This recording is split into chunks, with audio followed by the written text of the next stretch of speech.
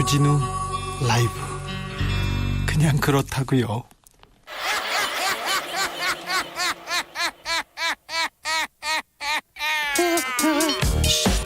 발로 뛰는 기자, 탐구하는 기자, 세상의 질문을 마구 던지는 기자, 기자가 본 오늘의 세상, 기자들의 수다.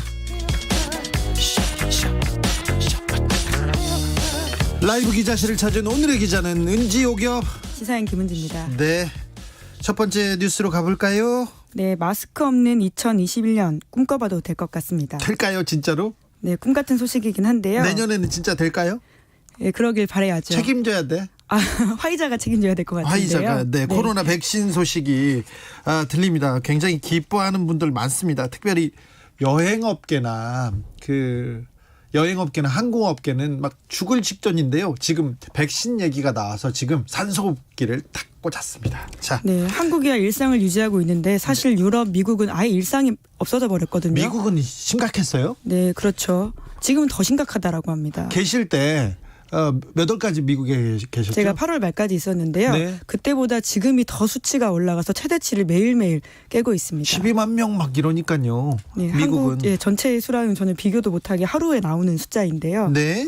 네, 그래서 미국 대형 제약사 화이자 네. 여기가 독일 바이오엔테크와 공동 개발하고 있다라고 하는데요. 예, 화이자는 굉장히 유명한 제약회사인데 고지혈증이나 특별히 많은 약도 만들었는데 그 남성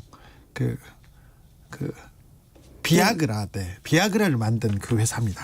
네, 코로나와는 상관이 없는 물질이긴 한데요. 네. 여튼 코로나 백신 후보 물질이 최종 단계에서 90% 유효성을 입증했다라고 합니다. 예. 백신 개발 경쟁에 뛰어든 글로벌 제약사 중에선 가장 높은 수치를 가지고 왔기 때문에 주목을 끌고 있는데요. 백신이 한 50% 나오면 굉장히 높다 이렇게 했는데 90%니까 굉장히 좀 기대가 되는 거죠. 네, 공동으로 했던 독일에서도 이런 이야기를 하는데요. 바이오엔테크 CEO는 이렇게 말합니다. 당초의 백신의 유효성이 6에서 70% 정도 될 것으로 예상했는데 90% 이상 효과가 나타난다는 것은 대단히 놀라운 결과다라는 거죠. 예. 통제 가능하다고 합니까 이제? 예, 그러기를 다 바라고 있는데요. 하지만 시간이 걸리긴 합니다. 시간이 걸려요? 그렇죠. 왜냐하면 이게 임상에 들어가는 부분이기 때문에 아주 조심스럽게 중간중간 단계들을 건너야 합니다. 임상이 끝난 건 아닙니까? 네, 지금 하고 있고요. 마지막 임상 실험에서 90% 유효성 나왔다라고 하는 것은 이제까지 수치 중에 가장 높기 때문에 의미가 있긴 한데요. 완전 마무리 단계는 아니다 이렇게 볼 수 있습니다. 네. 왜냐하면 화이자가 2개월간의 안정성 데이터를 확보하기 위해서 준비하고 있다라고 하고요. 그러니까 이 결과가 11월 셋째 주 정도 나온다라고 합니다. 네. 그래서 FDA가 요구하는 2개월간의 안정성 데이터에서 문제가 없다. 이렇게 밝혀지면 화이자가 11월 중으로 백신 긴급 승인 신청을 낼 계획이라고 하고요. 11월 중에 그럼 백신 승인이 날 수도 있네요. 네, 이게 보통은 10년 걸리는 개발 기간이라고 하는데요. 지금 비상 시기잖아요. 네, 그러니까 굉장히 신중에 신중을 더해야 하지만 이번엔 비상이기 때문에 또 이렇게 또 빠르게 긴급 사용 승인 신청을 받기로 했다라고 하고요. 예. 물론 그렇다고 하더라도 이 과정이 순조롭다고 하더라도요. 연말까지 한 500만 회분이 생산될 수 있다라고 하고요. 미 정부와 과학계는 내년 상반기 중으로 화이자를 포함해서 코로나19 백신이 상용화될 것이다. 이렇게 기대하고 있다고 합니다. 자, 내년 상반기요. 백신이 나오기만 하면 코로나 공포에서 좀 벗어날 수도 있고 우리도 이동할 수 있다 이렇게 생각하는 사람들도 있는데 그래도 이 백신이 다 모든 것을 다 없애주지는 않을 거 아닙니까? 좀 우려되는 부분도 있죠. 네, 이번에 중간 결과에서 비는 부분들이 분명히 있습니다. 특히나 코로나에 취약한 노인층에게 얼마나 효과가 있는지 그리고 부작용이 또 어떤 것인지 가늠해 볼 수 있는 데이터가 없기 때문에 조금 더 신중해야 된다. 환호성만할 수 없다. 이런 또 신중론이 있고요. 이거 매우 중요한 부분이지 않습니까? 네, 그래서 한국 정부는 현재 미국은 상반기 중에 상용화 기대한다고 하지만 좀 더 지켜보고 내년 하반기 정도를 이야기하고 있긴 합니다. 그렇죠. 우리는 하반기 얘기합니다. 네, 게다가 또 백신이 생산, 보관, 운송 이런 면에서도 굉장히 까다로운 절차가 필요한데요. 까다롭다고요? 네, 왜냐하면 이번에 저희 독감 백신에서도 봤듯이 이 보관과 운송, 생산 이 과정에서도 하나라도 하자가 있으면 신뢰성에 문제가 생기지 않습니까? 예. 그럼 아무래도 또 맞았을 경우에 걱정하는 목소리도 있고 그렇죠. 안 맞겠다고 하는 사람도 있을 수 있으니까요. 그렇죠. 네. 네, 게다가 이번 백신은 영하 70도 정도를 유지하면 5일 정도 보관할 수 있다라고 하는데요. 이러한 또 과정들이 얼마나 잘 관리될 수 있을지도 관건이라고 합니다. 네. 그래서 지금 물론 그렇지만 지금까지 나왔던 뉴스 중에서는 가장 놀라운 뉴스는 맞고요. 있는데요. 네. 백신과 관련해서요. 그래서 트럼프 대통령이 옥토버 서프라이즈라고 하면서 대선 전에 이런 소식이 있을 거다라고 굉장히 불피우기를 많이 했었는데 그렇죠. 대선 전에 아마 백신이 나와서 트럼프 대통령 재선 가도에 도움을 줄 거라고 생각했는데 옥토버 서프라이즈는 아니고요. 옥토버 서프라이즈라고 트럼프 대통령이 예상했던 게 바로 이건가요? 한국 정부에서는 아무래도 한국에서는 북미 관계에 대한 이야기들도 많이 나왔었지만요. 미국 언론에서는 백신과 관련된 놀라운 소식일 거다라는 기대가 크긴 했었습니다. 네. 근데 결과적으로 노벰버 서프라이즈가 됐고요. 트럼프 대통령은 사실 좀 심기가 불편한 상황입니다. 화났더라고요. 네, 왜냐하면 자기 선거 이후에 결과가 또 나왔기 때문이고요. 그리고 선거 이후에 5일 이후에 나왔다라고 이야기하면서 FDA와 민주당이 내 대선 승리를 원치 않았기 때문에 이렇게 늦게 발표했다라는 주장을 펼치고 있습니다. 주장인데 뭐 그럴 수도 있는 거 아닌가요? 좀 일리가 있는 거 아닌가요? 네, 물론 화이자에서는 미국 정부의 지원을 전혀 받지 않았다 이렇게 이야기하고 있고요. 예? 관련 없다라고 선긋고 있습니다. 네. 네, 관련 없어도 좀 아무튼 트럼프 대통령이 계속 화가 났는데 아직 대통령이어서 그런지 이 그 화이자 백신에 대해서 계속 얘기하고 있습니다. 그 트위터에서 독일하고 미국하고 공동으로 개발한 게 되겠네요. 그러면 미국과 독일 먼저 이렇게 접종하나요? 그런 건 아닙니다. 왜냐하면 물량 확보 그리고 이 회사 자체가 글로벌 제약사이기 때문에 그러진 않은데요.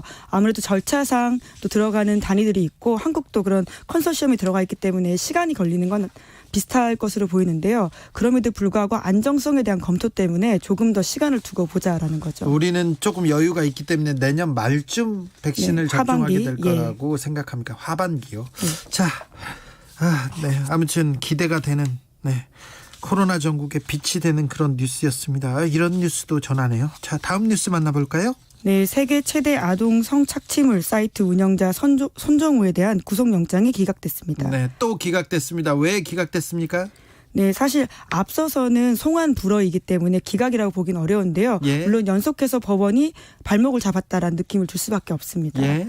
이번에 구속영장에 청구된 혐의는 범죄 수익 은닉의 규제 및 처벌 등에 관한 법률 위반이라고 하는데요. 네. 관련된 영장 심사를 했던 원정숙 부장판사가 이렇게 판단했습니다. 손정우가 혐의를 대체로 인정하고 기본적인 증거들도 수집돼 있어서 증거를 인멸할 염려가 있다고 보기 어렵다라고 하고요. 도주의 우려도 없다. 네, 그러니까 또 불구속 상태에서 수사를 받았기 때문에 그렇게 판단한다라고 이야기했습니다. 아무튼 손정우 아버지가 지금 고발을 하고 그걸 경찰이 수사를 한 부분인데 손정우 씨가 미국 송환을 피하기 위해서 미국 구속을 피하기 위해서 이런 꼼수를 낸 거라고 보이는데 아무튼 미국 송환 피하게 생겼습니다. 구속도 피하게 생겼네요.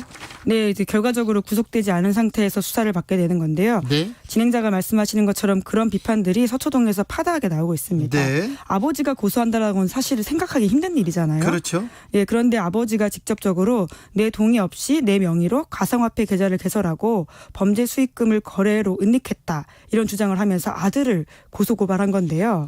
근데 범죄 혐의가 있더라도 그 죄가 크지 않아요. 근데 이 사건이 없었으면 미국으로 끌려가게 생겼으니까 아버지가 이런 아이디어를 냈는데 아버지가 냈겠어요? 아주 비싼 변호사들이 냈을 거예요. 네, 그러니까 법 기술이다 이런 지적이 파다합니다. 그렇죠. 네. 왜냐하면 한국에서 수사가 진행되게 되면 미국으로 인도하지 않을 명분이 생기기 때문인 건데요. 네. 네, 앞서서도 미국에서 신병 인도 요청이 온 바가 있습니다. 예. 그것에 대해서 서울고법 형사 20부가 불허 결정을 내린 바가 있는데요. 네. 그 당시에 재판장이었던 강영수 부장판사가 한국이 신병을 확보해서 형사처벌 권한을 행사하는 것이 바람직하다 이런 이유를 밝히면서 송환을 불허한 바가 있습니다. 네. 이것도 비싼 변호사가 길을 터줬으리라고 저는 생각이 됩니다.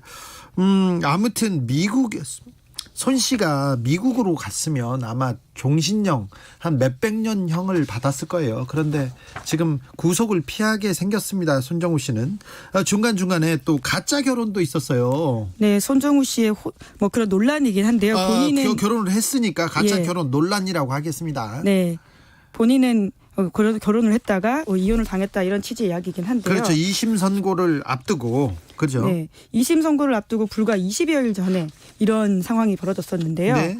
2심 판결문을 보면 이러한 이유가 쓰여 있습니다. 부양할 가족이 생겼다라는 점을 반영해서 양형을 한다라고 하는 건데요. 네. 2심 선고가 징역 1년 6개월이었습니다. 예. 물론 1심에 비해서는 올라가긴 했는데요. 1심은 징역 2년에 집행유예 3년이긴 했습니다. 집행유예였어요. 아무것도 예. 아니었어요. 그럼에도 불구하고 끔찍한 범죄를 저지른 사람이 고작 1년 6개월밖에 징역형이 나오지 않았다라는 비판들이 파다했었는데 그 양형 사유 중에 하나이기 때문에 네. 더욱더 비판을 받았고요. 그런데 심지어 이마저도 이혼 소송을 통해 가지고 혼인이 무효됐기 때문에 결과적으로 형량 줄이기 위해서 거짓 혼인 신고한 게 아니냐 이런 의혹이 이렇게 제기가 보이죠. 됐죠. 2심 선고를 앞두고 자기 형량을 줄이려고 결혼을 했어요. 나 결혼해서 부양할 가족이 있어요. 그러니까 구속을 하지 말아주세요. 이렇게 했는데 이것도 비싼 변호사들이 다 시킨 거예요. 보통 사람이라면 생각하기 쉽지 않은 네. 소위 법 기술이라고 보이고요. 네. 게다가 또 바로 이혼을 한 걸 보면 굉장히 절차적인 것에 빠삭하다라는 느낌을 줄 수밖에 없죠. 자, 그럼에도 불구하고 이런 아주 적게 이렇게 형량을 줬다라는 것도 참 놀랍고요. 예. 예. 세계 조롱거리가 될 만한 그런 사안입니다. 세계 최대 아동 성착취물 사이트를 운영했습니다. 세계 최대로. 거기서 돈을 많이 벌었어요. 돈을 많이 벌었어. 그 다음에 문제가 되자마자 변호사를 씁니다. 비싼 돈을 주고. 그래서 1심에서는 집행유예, 2심에서는 징역 1년 6개월. 1년 6개월이 끝나자마자 이제 이 사람은 미국에서 더 큰 범죄를 졌으니까 미국에 데려가야 된다 얘기했더니 손 씨가 소송을 합니다. 손 씨 아버지가 손 씨를 상대로. 그래서 구속영장 기각. 이게 법 기술자들이 지금 돈을 가지고 이렇게 농단을 하고 있는데 네. 이러면 사람들한테 어떻게든 돈을 벌어서 비싼 변호사를 사면 돼. 변호사가 다 해결해 줄 거야. 이렇게 좀 교훈을 주지 않나, 이상한 교훈을 주지 않나, 이게 좀 안타까워요. 네, 게다가 한국 사법부도 더욱더 이런 사건에 대해서는 엄밀하게 봐야 되는데도 불구하고요. 미국 가는 것보다 한국에 남는 게 낫다라는 범죄자의 판단이라고 하는 게 얼마나 부끄러운 상황인지를 좀 깨달았으면 좋겠습니다. 그러니까 범죄자들한테 한국은 천국이다 이런 시각을 또 전해주기도 합니다. 좀 안타깝습니다. 자, 마지막으로 만나볼 뉴스는요. 네, 또 이재용 부회장입니다. 네. 이재용 삼성전자 부회장이 10개월 만에 어제 재판정에 섰습니다. 재판정에 나왔습니다. 네, 그래서 어제 특검, 이재용 부회장 쪽 재판부가 각각 추천한 전문심리위원이 모두 결정이 됐는데요. 전문심리위원이 뭐냐면요. 이재용 국정농단 사건의 재판부에서 정준영 부장판사께서 삼성준법감시위원회 운영을 하라고, 이렇게 하면 양형을 도와주겠다, 그러니까 죄를 좀 줄여주겠다 이렇게 얘기했습니다. 근데 이 준법감시위원회 운영을 잘 살펴볼 심리위원을 지정하는 건데 어려우시죠? 복잡하시죠? 이런 게 사실은 다른 재판에는 없어요. 그런데 삼성 재판이기 때문에 좀 생겼어요. 네, 결과적으로 봐주려는 모양새를 잘 만들기 위해서 꾸리는 기구가 아니냐라는 비판을 하면서 특검이 협조하지 않았습니다. 네. 이 절차 자체가 문제가 있다라고 해서 오랫동안 회피해 왔었는데요. 네. 결과적으로는 재판부가 결정한 바에 따를 수밖에 없어서 어제 각각의 인사들을 추천했습니다. 자, 재판부에서 정준영 부장판사는 강일원 전 헌법재판관을 추천했고요. 네, 박근혜 전 대통령 탄핵 심판의 주심을 맡은 바가 있고요. 예. 그리고 특검 쪽에서는 홍순탁 회계사를 추천했는데요. 네. 참여연대 경제금융센터 실행위원 출신입니다. 네. 소위 우리가 삼바 사건이라고 기억하는 삼성바이오로직스 분식회계 의혹을 제기한 바가 있습니다. 예, 그리고요. 예, 그리고 이재용 부회장 쪽에서는 검찰 출신인 김경수 변호사를 추천했는데요. 네. 마지막 검찰의 중수부장을 지낸 바가 있습니다. 네. 이분은 공수처장으로도 추천돼 있습니다. 네, 야당 몫인데요. 네. 그런데 특검 쪽이나 시민단체에서는 주장하는 게 지금 판사님께서 삼성한테 좀 따뜻한 시선이고 삼성 쪽에서 한 명 또 추천했어요. 특검에서 한 명이면 이거 2대1 아니냐, 이거 불합리하다, 벌써부터 말이 나오고 있어요. 네, 어제 그래서 재판에서도요, 계속 재판부와 특검에서 목소리를 높이면서 맞섰는데요. 네. 굉장히 이례적인 상황입니다. 네. 왜냐하면 보통 재판은 변호사와 검사가 서로 목소리를 내면서 맞서거든요. 네. 그런데 어제는 변호인보다는 재판부와 검찰이 이제 목소리를 계속 높이면서 부딪혔다라고 이 보는 사건은 것들인데요. 계속해서 특검과 재판장이 이렇게 부딪히면서 진행되고 있습니다. 어제도 좀 큰 소리가 나왔었죠? 네, 절차적인 진행에 있어서 문제가 있다라고 특검이 계속해서 문제 제기를 했는데요. 시간을 굉장히 짧게 준다라는 부분도 문제 제기를 했고요. 네. 게다가 또 이재용 부회장 쪽에서 추천한 인사도 문제가 있다, 이런 지적들을 했습니다. 어떤 문제가 있나요? 네, 왜냐하면 김경수 변호사는 현재 회계법인 딜트로이트 변호인이기도 한데요. 딜로이트 안진의 변호인이에요. 아, 예, 죄송합니다. 제가 네. 거꾸로 이야기했네요. 네. 딜로이트 안진인데요. 네. 딜로이트 안진은 우리가 흔히 생각하는 아까 삼바 사건에도 굉장히 깊이 관여되어 있는 회계법인입니다. 그렇죠. 네, 거기에 당시에 삼성 쪽에 유리한 평가 보고서 써줬다, 이런 의혹을 받고 있는데요. 그래가지고 거기 분들 기소됐어요. 그리고 지금 그 회계사하고 KPMG 삼정하고 두 군데에서는 기소가 되겠어요. 회계사하고 이게 신용평가기관도 문제가 있다고 나왔지 않습니까? 네, 그래서 한쪽 편을 너무 세게 들고 있는 사람을 추천을 내세웠다, 이런 비판을 하고 있는데요. 예. 물론 특검 쪽에 대한 인사인 이 홍 회계사에 대해서도요, 이재용 부회장 쪽도 비판하고 있습니다. 네. 참여연대 출신이기 때문에 삼성 합병에 대해서 부정적인 인사다라는 거죠. 예.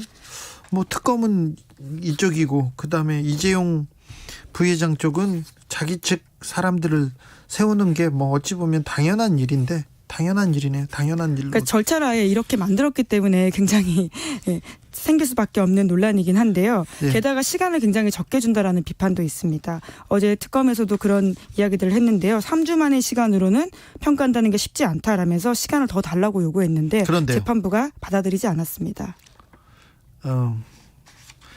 아마 내년 2월이 재판 인사거든요. 그래서 그 재판부가 인사 이동이 있을 거예요. 그래서 그 전에 삼성 쪽에서는 이 정준영 부장판사한테 재판을 받겠다 하는 입장이고, 특검은 따질 거는 따져야 된다 이렇게 하는 입장이어서 이런 재판의 내용이 나온 것 같습니다. 그렇죠? 네, 그래서 우선은 11월 30일에 법정에서 전문심리위원들의 의견을 듣고 양형 결정하겠다라고 밝혔습니다. 굉장히 이상한 재판이 계속되고 있어요. 데드라인을 설정해놓고 이야기를 진행한다라고 하는 게 네. 결과적으로 의심을 살 수밖에 없는 것들이 있죠. 네, 알겠습니다. 다른 언론에서 얘기를 안 해서요. 저희가 이재용 부회장 재판 소식 전해드렸습니다. 기자들의 수다, 지금까지 시사인 김은지 기자였습니다. 감사합니다. 네, 감사합니다. 라디오 정보센터 다녀올게요. 조진주 씨. 코스피가 소폭 오르며 상승세를 이어갔습니다. 이달 2일부터 7일 연속 상승으로 전날 기록했던 연고점을 다시 경신하며 2018년 6월 12일 이후 약 29개월 만에 2,450선에 올랐습니다. 어제 국내 코로나19 신규 확진자는 100명으로 사흘째 세 자릿수를 기록했습니다. 정부가 현재 수준으로 코로나19 확산이 이어지면 2, 3주 뒤에는 수도권의 거리 두기 단계를 격상할 수도 있다고 밝혔습니다. 문재인 대통령은 오는 12일부터 15일까지 나흘에 걸쳐 화상으로 동남아시아 국가연합, 아세안 국가들과 정상 외교에 나섭니다. 국회가 예결위 조정소위원회 15명을 구성하고 본격적인 내년도 예산안 심사에 들어갔습니다. 예결위는 오늘까지 경제부처 부별 심사를 마치고 예결소위는 16일부터 555조 8천억 원 규모 예산안을 놓고 감액과 증액 심사에 본격적으로 돌입합니다. 국민의힘 주호영 원내대표가 최근 법무부와 대검의 특수활동비 논란과 관련해 국정조사나 특위를 통해 정부의 특활비 전체를 다시 점검해볼 필요가 있다고 주장했습니다. 민주당 김태년 원내대표가 월성원전 1호기 폐쇄 결정과 관련한 검찰 수사에 대해 정부 정책에 대한 평가는 국민과 그 대표인 입법부의 몫이라며 검찰이 헌법상 권력 분립의 경계를 넘어서 입법부 권한까지 행사하겠다는 명백한 검찰권 남용이라고 비판했습니다. 홍남기 경제부총리가 특수활동비 대외 공개와 관련해 신중해야 한다는 의견을 밝혔습니다. 또 현 정부 출범 이후 4년간 특수활동비 규모를 40.5% 축소했다고 덧붙였습니다. 8시간 전일제 등을 요구하며 이달 초 전국 돌봄 전담사들이 하루 총파업을 벌인 데 이어 이번엔 서울 지역학교 비정규직 노조가 이달 하순 파업을 예고해 학교 급식 등의 차질이 예상됩니다. 코로나19 사태로 올해 3분기 서울을 제외한 전국 15개 시도에 서비스업 생산이 모두 줄었고 제주는 소매 판매가 30% 넘게 감소했습니다. 미국 대선이 조 바이든 민주당 후보의 승리로 끝난 가운데 앞으로 출범할 바이든 행정부가 한국 등 동맹국과 힘을 합쳐 중국을 압박할 것이라고 중국 관영 매체가 보도했습니다. 지금까지 라디오 정보센터 뉴스였습니다.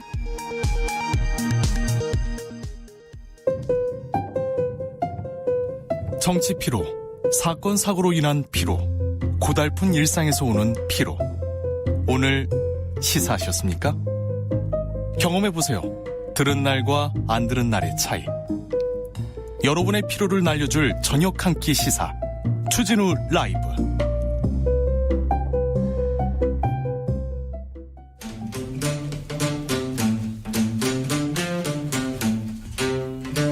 청년이 보고 듣고 느끼는 요즘 우리 사회, 그것이 궁금하다. 청년에게 묻는다. 요즘 뭐하니? 프로게이머 출신 유튜버 황희두 씨, 어서 오세요. 네, 안녕하세요. 잘 계셨어요? 네, 잘 지내고 있습니다. 저기 하나 바로 잡고 가겠습니다. 삼바 분식 회계 가담한 혐의로 KPMG 삼정 등 여러 소속 회계사 몇 명이 불구속 기소됐는데요. 아까 제가 딜로이트 안진에 대해서도 기소된 것으로 얘기했는데 기소되진 않았고요. 혐의에 가담했습니다. 가담해서 증권선물위원회에서 KPMG 삼정 그리고 딜로이트 안진에 대해서 수사 요청을 했고요. 검찰은 이재용 부회장에게 유리한 쪽으로 합병 비율을 정당화하는 보고서를 작성했다고 회계부정에 참여한 딜로이트 안진 회계사 추가 기소를 검토 중에 있습니다. 지금 검토 중에 있고 수사했습니다. 아직 기소하진 않았습니다. 바로 잡고 갑니다. 아이고 정확해라. 황희두 씨, 어서 오세요. 네, 안녕하세요. 네, 잘 오셨어요. 네, 감사합니다. 어떻게 지내셨어요? 저는 계속 역사 공부도 하고 또 이 코로나 시기에 청년들이 어떻게 하면 이 문제를 극복할 수 있을까 같이 주위 친구들하고도 얘기 많이 하고 있습니다. 알겠습니다. 자, 요즘 커뮤니티에서는 요즘 청년에게는 어떤 주제가 가장 뜨겁습니까?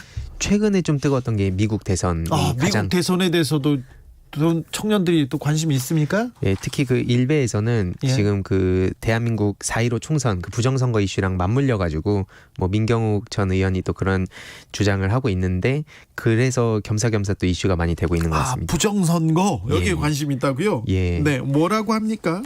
일단 그 최근에 그 미국 바이든 그 사실상 당선인이라고 지금 하는 것 같은데 네. 아무튼 지금 트럼프 그 대통령은 불복을 하고 있잖아요. 근데 네. 지금 앞서 말씀드렸듯이 일부 커뮤니티에서는 지금 4.15 총선과 같이 이건 부정선거다. 제가 이 내용을 다 가져오면 오히려 이걸 또 확산시킬 수 있기 때문에 구체적으로 제가 어떤 주장을 통해서 이런 거를 이렇게 전파를 하고 있는지는 제가 자세히 얘기하기는 어렵습니다만 아무튼 4.15 총선과 같이 미국에서도 지금 부정선거로 난리 났다. 이런 반응들이 좀 주를 이루면서 커뮤니티에 그런 글들이 많이 올라오고 있습니다. 다른 커뮤니티는 뭐라고 합니까? 일단 주식이나 투자 관련 커뮤니티에서는 바이든 그 당선인을 엄청 반기는 입장인데요. 젊은이들은 예. 주식이나 투자 관점에서 바이든을 환영합니까? 예, 그 이유를 좀 요약해 보면 중국과 전쟁을 그만할 거라 예상을 하고 또 이제 트럼프 이전에 자유무역 기조로 갈 가능성이 높다는 이유인데 한마디로 그 트럼프 대통령 때 그 안 했던 그러니까 탈퇴했던 파리 기후 협약을 복귀하고 또 친환경적 그리고 바이오 산업 등 미국과 세계를 다시 안정화시킬 거라는 그런 공약 때문에 기존의 그 세계에 대한 어떤 불안감보다는 좀 다소 불확실성을 해소하는 차원에서 좀 기대감을 가지고 있는 것 같습니다. 다른 대중 여론은 어떻습니까? 일단 안보 측면에서 보면 과거에 미국으로 돌아가면 일본 그리고 그 북한과의 관계를 우려하는 사람들도 꽤 많이 있는데요. 그 바이든 당선인 같은 경우에는 오바마 행정부를 거치면서 부통령까지 해가지고 좀 일본과 사이가 가깝다는 인식이 있어서 대한민국에서 트럼프를 선호하던 사람들의 주 이유 중 하나가 북한과 일본 사이에서 우리나라의 국익에 좀 도움이 된다는 이유가 컸기 때문인데 그러다 보니까 그런 점에서 좀 우려하는 그런 시민들의 목소리도 있었습니다. 좀 정확하게 읽고 있지는 않는 것 같아요. 막연하게 생각하는 것 같습니다. 예, 그래서 뭐 몇 가지 반응만 좀 가져와 봤는데 그 트럼프 그 대통령이 그동안 차별 발언도 되게 많이 했는데 그런 사람도 대통령이 될 수 있는 뭐 이런 기이한 나라 아니냐 뭐 이런 반응도 있었고 누가 되든 대한민국에 이익이 되는 사람이 대통령 되면 된다 이런 반응도 있었고요.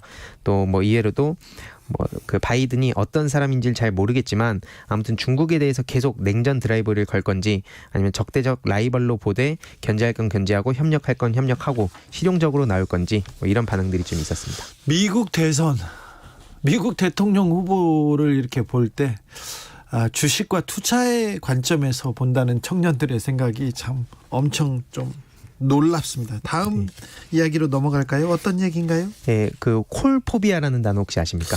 콜포비아요? 예. 콜을 요즘 생겨난 단어인데 네. 예, 이게 전화를 뜻하는 콜하고 공포증을 의미하는 포비아의 합성어입니다. 전화를 지금 불편하게 생각한다, 무서워한다는 건가요? 예, 맞습니다. 그래서 이게 지금 전화를 좀 회피하고 문자나 모바일 메신저, 이런 이메일, 이런 비대면으로 좀 소통하는 거를 좀 추구하는 선호하는 청년들이 아니, 많습니다. 전화도 비대면이잖아요. 그런데 청년들은 문자를 선호하더라고요. 저도 문자를 이렇게 오면 저는 그 전화를 하거든요. 그러니까 전화를 했더니 아이고 아저씨 이렇게 생각하더라고요. 아무래도 그래서 그 미리 문자로 뭐 전화 언제 가능하십니까? 뭐 이런 게 어느 정도의 합의점이 아닌가 생각을 합니다. 그래요? 예, 이게 왜 그 이유들을 몇 가지 또 이렇게 가져와 봤는데요. 보통 전화보다 메신저, 문자 그런 비대면 의사소통에 익숙해져서 그리고 전화로 말실수를 할까봐 아니면 말을 잘 못해서 혹은 통화 업무, 상사와의 통화로 인한 두려움 등 트라우마가 있어서 뭐 크게 이런 네 가지 이유가 있었습니다. 아, 그래요? 자, 전화 통화 스트레스 받는 거나요? 아무래도 그 뭐 다른 인터뷰들도 있고 주위에서 이렇게 물어봤는데 통화는 아무래도 즉각 대답을 해야 되잖아요. 네. 근데 문자는 내가 보고 바로 답장하지 않아도 되고 뭐 이렇게 좀 생각을 하고 정리도 하고 보낼 수 있다는 그런 차이가 있는 것 같습니다. 바로 문자 오면 바로 대답하면 되잖아요.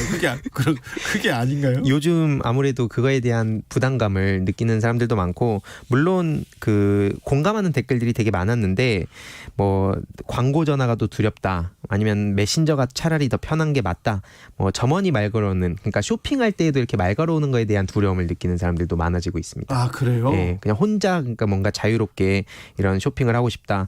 뭐 이외로도 뭐 전화 오면 화부터 난다는 그런 반응도 있었고요. 그냥 귀찮다. 뭐 그리고 요즘 거의 통화를 안 하는 것 같은데 이건 시대 따라가는 것 같다. 그렇다고 꼭 그걸 문제라고 볼 필요는 없는 것 같다. 뭐 이런 반응도 있었습니다. 제 친구 중에 김재동이라고 있는데요. 잘못 걸려온 전화나 보이스피싱으로 여자분의 목소리를 들었다고 한참 동안 들었다고 오늘은 참 기뻤다고 얘기하는 걸 들은 적이 있었는데 외로우면 이렇게 전화도 하고 목소리도 듣고 그러면 좀 나아지지 않을까요?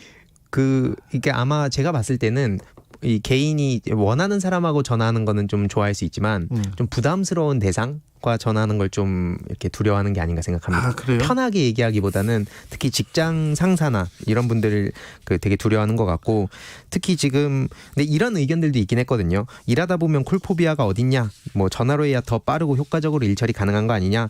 솔직히 콜포비아라기보다는 사람 포비아 아니냐? 그리고 콜포비아는 다 대학생 아니냐? 회사 생활 한 달만 해보면 다 없어진다. 이런 반응도 있었습니다. 아, 네. 근데 아무튼 사람 포비아.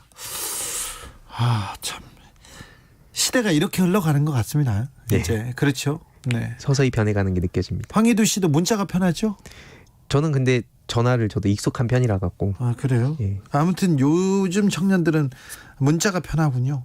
전화하려고 하면 전화해도 돼요? 이렇게 물어봐야 됩니까? 예, 뭐 언제 전화 가능하십니까? 이게 좀 대다수의 공감을 얻은 것 같습니다. 아, 그래요? 예. 전화하려면 미리 이제 언제쯤 전화하면 될까요? 하면은 뭐 이렇게 서로 합의를 하고 그럼 그 전에 준비를 하면 되니까. 네. 예. 영통이 있잖아요. 영상통화. 예. 영상통화에 대해서는 어떻게 생각해요? 영상 통화는 더 부담스러워하지 않을까 싶습니다. 아, 그러니까 좋아하는 사람과 하는 거 말고 이렇게 아무래도 얼굴도 더 표정까지 신경 써야 되다 보니까. 아, 그래요? 예. 자, 네. 시대가 이렇게 흘러가고 있습니다. 자, 전화보다 문자로 먼저 해야 된답니다. 문자로 얘기하는 걸 편하게 생각한다고 합니다. 네, 마지막으로 어떤 이야기 만나볼까요? 예, 이번엔 조금 가슴 아픈 소식인데요. 최근 1, 20대 사이에서 극단적 언어 사용이 좀 유행처럼 번지고 있어서 이게 좀 되게 주제를 이렇게 찾아보면서도 되게 가슴이 아팠습니다. 극단적 언어 사용이라니요? 예, 이게 아무래도 스스로 목숨을 끊는 표현 관련된 네. 그런 내용이 마치 유행처럼 지금 퍼지고 있는데, 유행이요? 예, 최근 뭐 이런 커뮤니티라든지 SNS를 통해서 나 힘들다, 위로 좀 해달라, 이런 그런 글에다가 댓글에선 오히려 막 조롱하고 막 남들한테 티내지 말고 뭐 혼자 삭혀라 뭐 이런 식으로 이렇게 조롱하다 보니까 그로 인해서 실제로 또 안타까운 사례도 발생했고, 또 안 그래도 지금 코로나 블루 때문에 청년들이 많이 힘들어하지 않습니까? 근데 그런 거에 맞물려 가지고 또 정말 이런 10대, 20대 그런 극단적인 선택도 많이 비율이 늘어나고 있다고 합니다. 그래요. 네. 저희가 이 극단적인 내용들이 있는데 전해드리지 못합니다. 못합니다. 네. 이런 내용에 대해서는 굉장히 저희도 조심해야 됩니다. 언론도 조심해야 되고요. 참.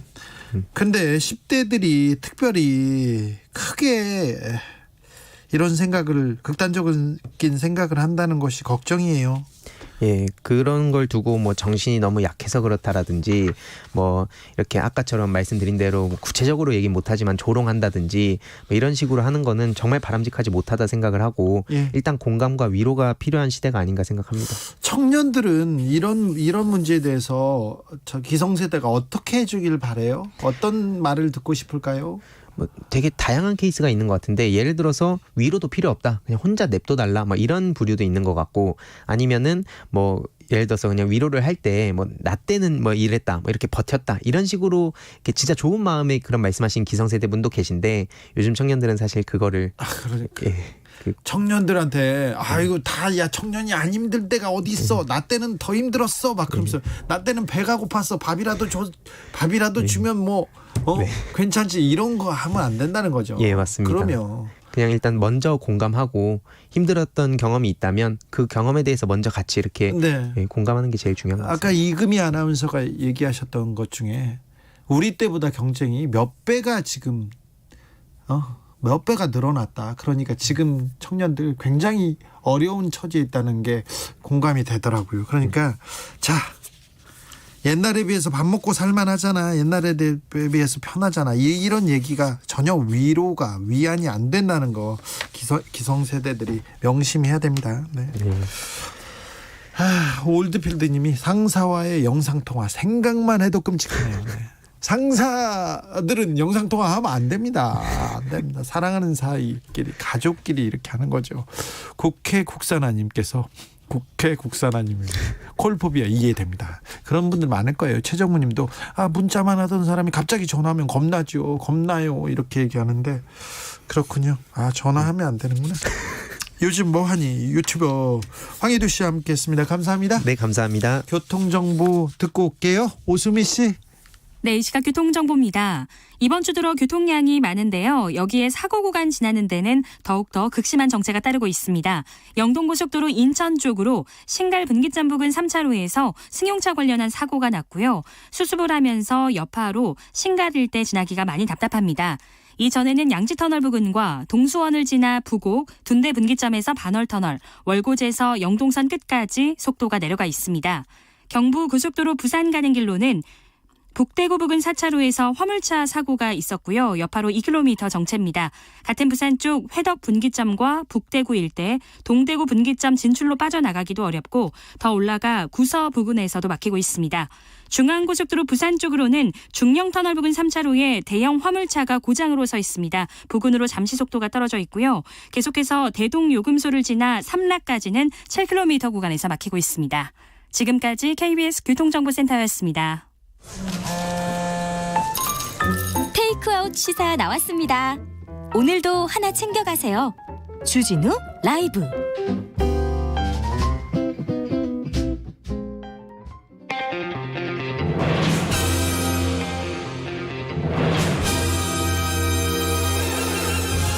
누가 검사에게 절대 권력을 주었는가? 2020년 정의의 칼끝이 검찰을 향한다. 검사들이여 초심을 찾아라. 초지일검. 검찰개혁을 위한 뜨거운 한걸음, 주진우 라이브가 검찰개혁의 벽돌 2장 올려놓겠습니다. 검찰개혁을 주제로 불꽃 토론 나눠봅니다. 여의지검 개혁부 김경진 전 의원 어서 오세요. 안녕하세요, 김경진입니다. 날로 달로 얼굴이 좋아지십니다. 몸도 좋아지십니다. 아, 저요? 네, 좋은 거 드시나 봅니다. 운동을 좀 하고 있어요. 방금 오늘도 아침에 자전거 한 20km 탔어요. 20kg요? 네. 방금 호두파이 하나 드셨습니다. 호두파이 3쪽. 자, 운동은 못하고 맨날 국회에서 자고 일어나고 잘 못 씻는 김남국 의원 오셨어요. 네, 안녕하세요. 안산 단오늘의 김남국입니다. 네, 얼굴은 항상 밝습니다.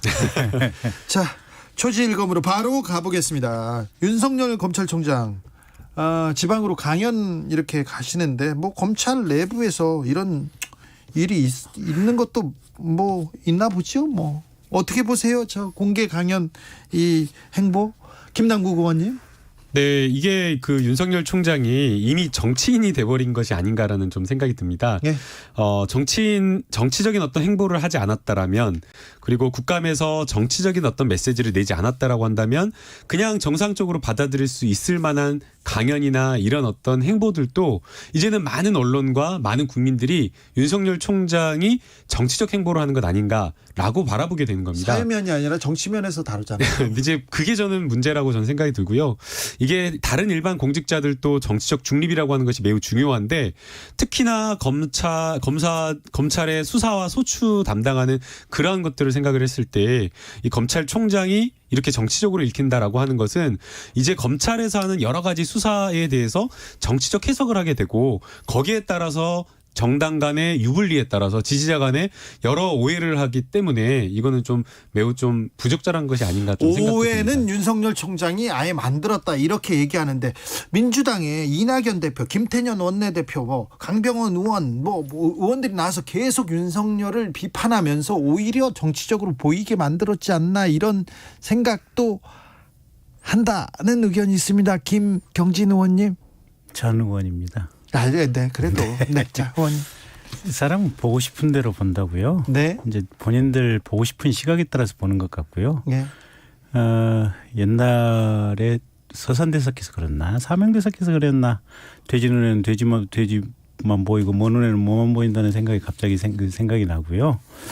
어쨌든 이제 제가 검사를 했던 경험에 비춰 보면 검찰총장이 이제 재임 시절에 전국의 이 검찰청을 한 번씩은 다 순회 방문을 하거든요. 네. 근데 윤 총장이 아마 여름까지 해서 지금 부산하고 광주 2군데 순회를 했던 것 같고, 그다음에 요번에 대전 순회하는 것은 이제 기껏 해봐야 3번째, 지금 고검 단위 중에 전국의 6개 고검 단위 중에 이제 3번째 순회인데, 유독 이제 여권이 이제 워낙 밉다 보니까 그런 시각으로 보는 것 같고, 진천에 지금 법무연수원 부장검사나 차장검사 연찬에 가는 것은 사실은 아마 장관께서도 가실 거예요. 그게 뭐 신임 부장검사, 신임 검사, 신임 차장검사 거기 연찬에는 장관 총장이 다 가시거든요. 아니 근데 가는데 지방 순회도 갈 수 있고 그런데 갈 때마다 이렇게 네. 조금 정치적으로 이렇게 해석되고 이렇게 논란이 되는 것까지 보이면 뭐가 그렇게 보이죠? 아니 그런 기사가 나오잖아요. 그건 기사 쓴 기자님들이 잘못 쓰신 거 아닌가요? 그리고 저기 더불어민주당에서 뭐 정치적 의도가 있다 얘기를 또 하죠. 더불어민주당 의원님들이 잘못된 시각으로 보시니까 그런 거 아닌가요? 김남국 의원님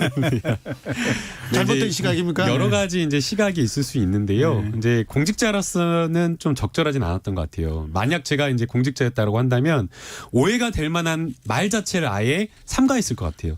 근데 이제 국감장에서 나온 여러 가지 태도나 이러한 것들을 보면 오히려 추미애 장관과 정치적으로 충돌하는 모습을 보이고 여당 의원들과 막 싸우면서 언쟁하는 그런 어떤 태도들만 보였기 때문에 이게 국민들이 정치적으로 뭔가 이렇게 각을 세우는 것만 보이는 것 아니냐. 그리고 이제 그게 이제 가장 그게 달았던 게 그 대검의 화환이었다고 생각이 됩니다. 대검의 화환을 이렇게 마치 국민들이 나를 이만큼 지지한다라고 하면서 정치적 위세나 과시를 하듯이 이렇게 진열해 놓으니까 그걸로서 계속 1, 2주 동안 2주 이상 논란이 있었던 거잖아요. 그 상황에서도 정말 바람직한 공무원이었다라고 한다면, 정치적 중립을 지키겠다라고 한다면 국민들이 그렇게 화환을 보냈을 때 국민들의 뜻은 알겠지만 겸허히 받아들이겠지만 화환 보내는 것을 보내지 말아달라고 하면서 오히려 그 화환을 빠르게 정리하는 모습을 보였어야 되는데 그대로 한 2주, 3주 방치해놓고 논란을 증폭시켰기 때문에 이러한 어떤 윤석열 총장의 행동 하나하나가 정치적 오해를 불러일으키고 있다라고 보는 겁니다. 김경진 의원님. 근데 윤 총장께서 그 화환을 달라고 그랬나요? 보내달라고 그랬나요? 아니 누구 보내기 운동을 했죠. 어떤 시민단체에서. 그렇죠. 네. 윤 총장이 보내달라고 한 거 아니죠. 아니죠. 네. 그다음에 그 화환이 진열돼 있는 장소에 저도 대단히 싫어하는 이제 유형의 사람들이긴 한데 네. 그분들이 화환 지킴이라고 그 자리에 이렇게 서 있었던 건 알고 계세요? 앵커께서? 네네. 있었어요. 그러니까 네. 즉 그런 상황이고 그다음에 검찰청은 화환과 관련해 가지고는 수령한 게 아니고 자기네들이 거기 놔두고 자기네들이 지키고 있었던 것이고 그걸 행정적으로 처리할 수 있는 권한은 지금 구청에 일선 구청에 있어서 서초구청에서 결국은 처리를 한 거 아니에요. 자, 0365님이 제 생각엔 그냥 언론이고 민주당이고 윤석열 총장 못 잡아서 안 달란 것처럼 밖에 안 보여요. 이런 의견 주셨습니다. 그러면 다음 주제로 넘어갈게요. 왜 갑자기 지금 특활비가 논란이 되는 거죠? 왜 지금 특활비죠? 김남국 의원님 어제 대검찰청 특활비 때문에 다녀오셨죠? 네, 이제 대검에서 이제 특활비 사용 내역을 확인하기 위해서 이제 문서 검증을 좀 했었고요. 네.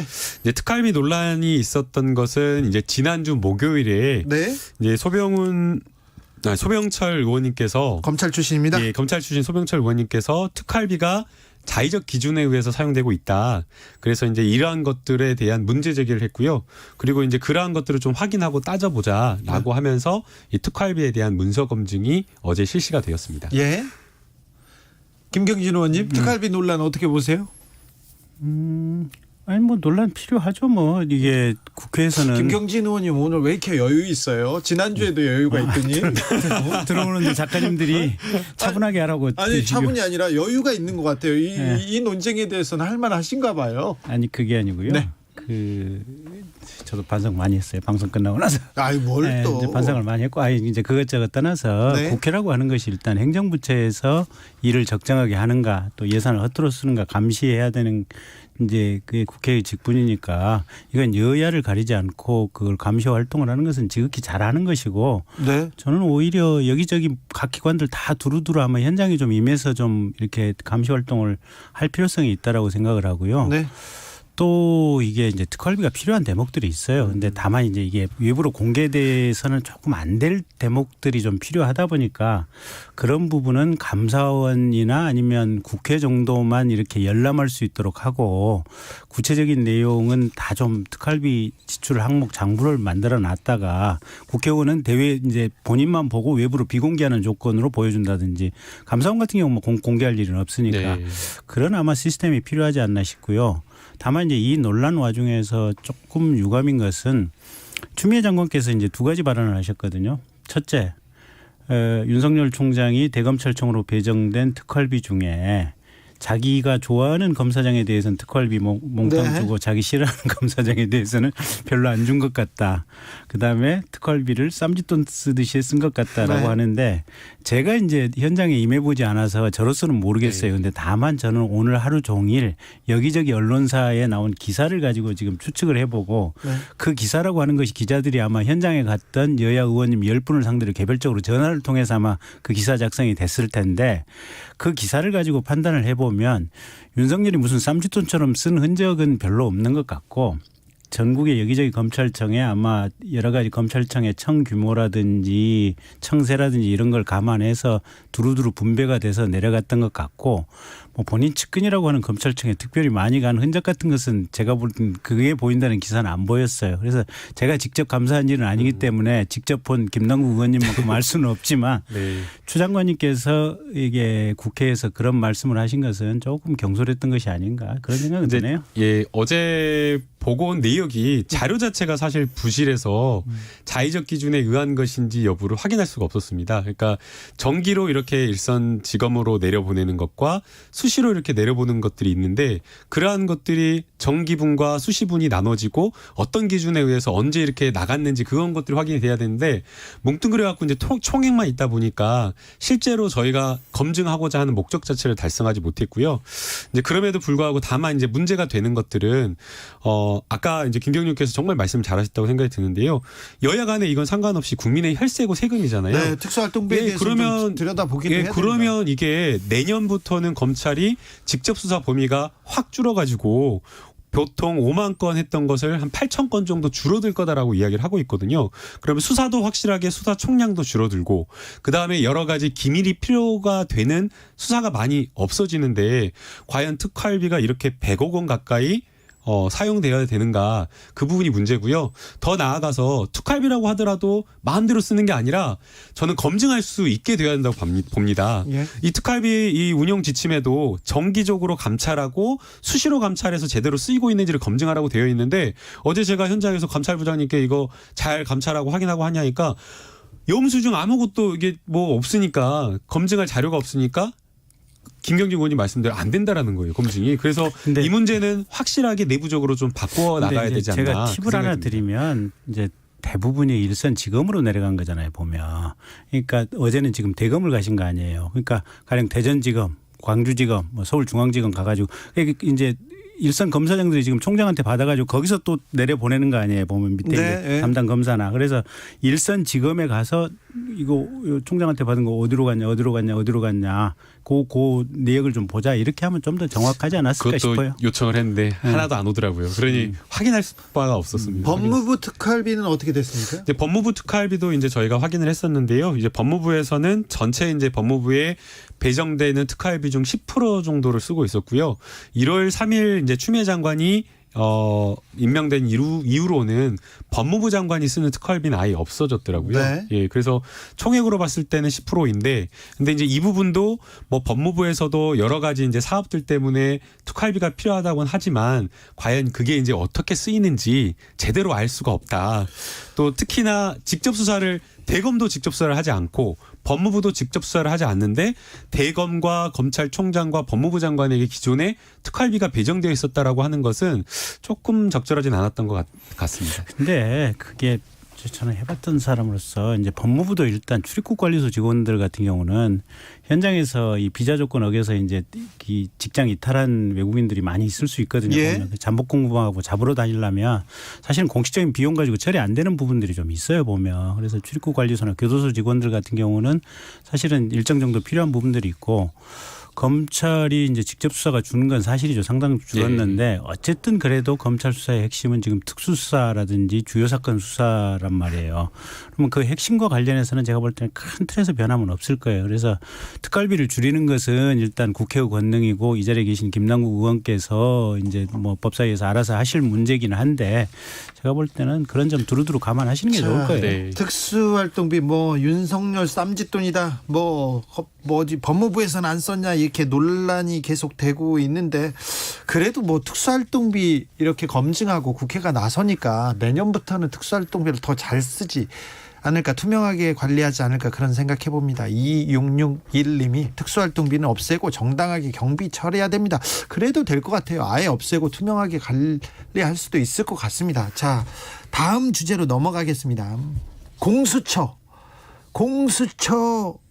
이제 코앞까지 왔습니다. 2180님 대통령 공수처 설치하고 추미애 윤석열 두 사람 다 사퇴시켜야 합니다. 윤뉴스 정말 좀 제발 좀 방송 좀 그만하세요. 였습니다. 선다리님은 누가 봐도 윤석열 총장은 정치를 하고 있다고 판단합니다. 얘기하는데요. 자, 공수처장 후보군이 11명으로 압축됐습니다. 공수처장 곧 임명될 수 있습니까? 공수처 출범할 수 있습니까? 김남국 의원. 이게 공수처 후보가 가져야 될 여러 가지 갖춰야 될 자질이나 역량 뭐 이런 것들이 있다고 생각이 됩니다. 이게 굉장히 중요하죠. 예, 기본적으로는 공수처의 역할과 기능에 대해서 공감하면서 새롭게 생기는 이 공수처 조직을 아주 강단 있게 이끌고 갈 수 있는 인물이어야 된다고 생각이 되는데요. 그리고 거기에 더 나아가서 야당이 우려하는 정치적 중립성. 그리고 또 이게 어쨌든 검찰을 견제할 수 있는 기구가 돼야 되니까 검찰에 대항해서 검찰의 잘못을 정말 제대로 수사할 수 있는 이런 기구가 돼야 되거든요. 그렇죠. 그래서 두 가지가 정치적 중립성과 검찰로부터의 독립, 뭔가 좀 떨어져 있는 거 이게 필요하거든요. 예. 근데 이번에 좀 야당에서 추천한 인사들을 보면 석동현 전 동부지검장은 아예 이분은 정치인이거든요. 아 그러면 네, 국민의힘으로 출마까지 했던 분이고 윤석열 출마했다가- 총장과 아예 가까우신 분들이거든요. 가까운 대학 동기거든요. 그리고 또 심지어는 본인 부인은 새누리당 때 뭐 국회의원을 했다라고 지금 이야기를 한 사람, 그러니까 아예 정치인을 추천을 해놔버렸어요.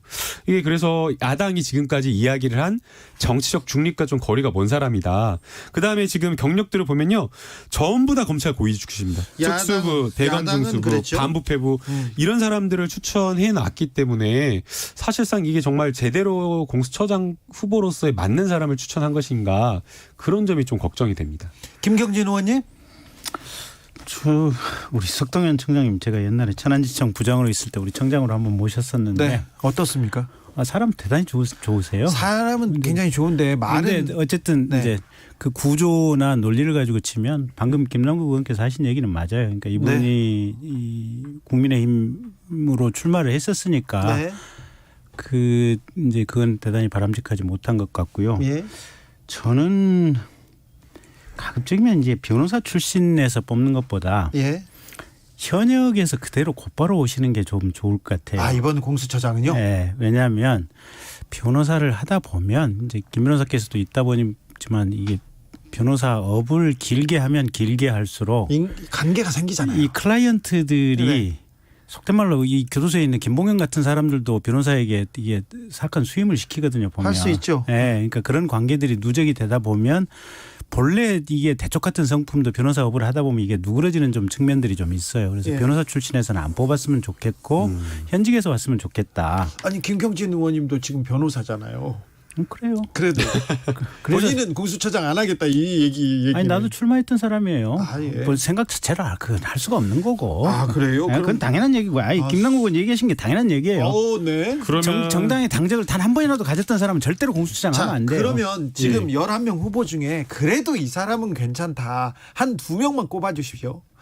그러니까 아니 제가 보면 여기서 지금 변호사가 아닌 사람 딱 두 분 있어요. 김진욱 헌재 선임연구관. 예. 그다음에 이건희 권익위 부위원장. 네.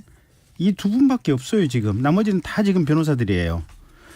뭐 어쨌든 그런 상황들이고 부족하면 조금 더 모분수를 더 늘려야 돼요. 조금 더 뭐 추천을 더 받든지 해서라도 해야 될 것 같고. 정치적 중립을 위해서 직접 왔으면 좋겠다. 그러니까 정당 당적 네, 없애야 당적 되고 없애야 변호사 된다. 안 했어야 되고 그리고 아까 김남국 의원 말한 대로 이게 공수처 출범 동기 중에 하나가 검사들 중에 문제 있는 그러니까 검찰의 비리를 수사하고 사정하겠다고 하는 것이 가장 중요한 목적 중에 하나였으니까 검사 출신 말고 저는 가급적이면 법원에서 왔으면 좋겠어요. 김남국 의원도 이 부분에 대해서는 너무 행복합니다. 동의.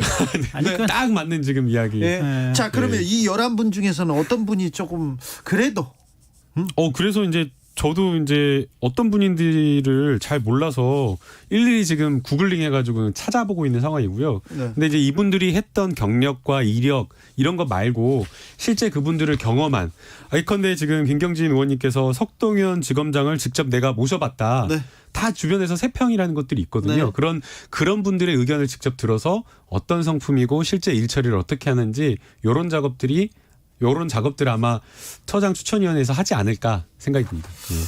뭐 좀 잘 그 공수처장 후보를 잘 뽑아야 공수처가 좀 제대로 갈 텐데. 그러니까 법원장 정도의 어떻게 보면 레벨에서 네.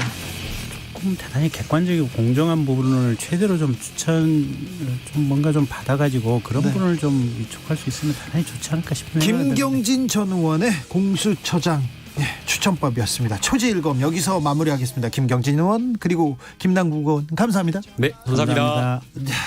네, 두 분 고생 많으셨습니다. 블러의 송2 들으면서 주진우 라이브 마무리하겠습니다. 6134님은 트럼프 바이든도 이제 관심이 없어져요. 애초부터 관심 없었던 추윤 싸움보다 이제 이런 보도 그만하셨으면 해요. 둘이 알아서 좀 하라고 해주세요 얘기했습니다. 6134님의 의견이었습니다. 저는 여기서 인사드리고요. 내일 오후 5시 5분에 돌아옵니다. 지금까지 주진우였습니다.